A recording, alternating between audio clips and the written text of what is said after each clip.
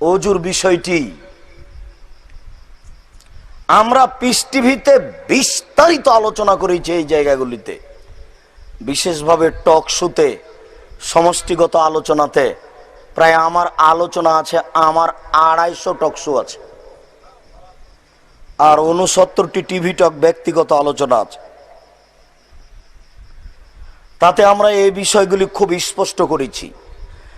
শিরক বেদাতের বিষয়গুলি, এই পবিত্রতা অর্জনের বিষয়গুলি, কুসংস্কারের বিষয়গুলি, বিবাহের পূর্বের বিষয়গুলি, আল্লাহর রহমত আমি এই বিষয়গুলির প্রতিদিনই ছিলাম। সামনে অনেকে ডক্টর ছিলেন, কোন কোন ডক্টর আবার মুখের উপরে দু একটাতে বিরোধিতাও করেছে, বলেছেন আব্দুর রাজাক সাহেবের সাথে আমি একমত নই। ওলামায়ে দিন এগুলিতে কিছু মতানক্য করেছেন। তখন আমি বলেছি ওলামায়ে দিন আবার কি? রাসূল সাল্লাল্লাহু আলাইহি ওয়াসাল্লাম এভাবে বলেন, এইভাবেই বলা আছে। অবশ্য জনাব আলোচনা শেষে মাঝে মধ্যে বলেছেন, আব্দুর রাজাক সাহেব, উহিব্বুকা হুব্বান সাদিদা, আপনাকে আমি খুব ভালোবাসি।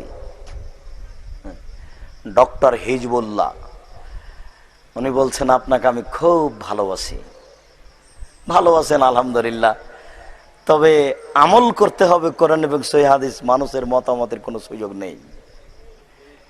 একজন ডক্টর আমাকে বলছেন যে মাঠের বক্তব্য আর মিডিয়ার বক্তব্য এক নয়। তা আমি বলছি যে মাঠে থাকে মানুষ আর মিডিয়াতে থাকে ফেরেশতা। কি বলেন আপনি? আমি যখন একক আলোচনা করেছি তখন একবারে ছিঁড়ে ধুয়ে রেখে দিয়েছি।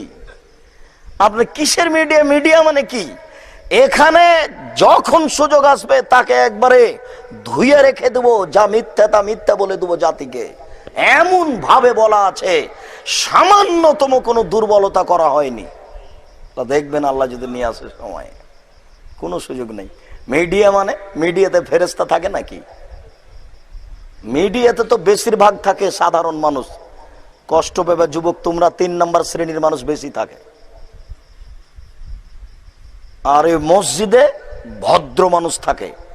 ওখানে আমরা ঢাকার বুকে যেখানে 5-6 হাজার মুসল্লি, অনেকেই পিএইচডি ডিগ্রিধারী, তাদের সামনে আমরা রাত দিন মূর্তি ভেঙে লাঠি মেরে চৌচির করে দিলাম। আর এখানে ভয় দেখাচ্ছেন মানে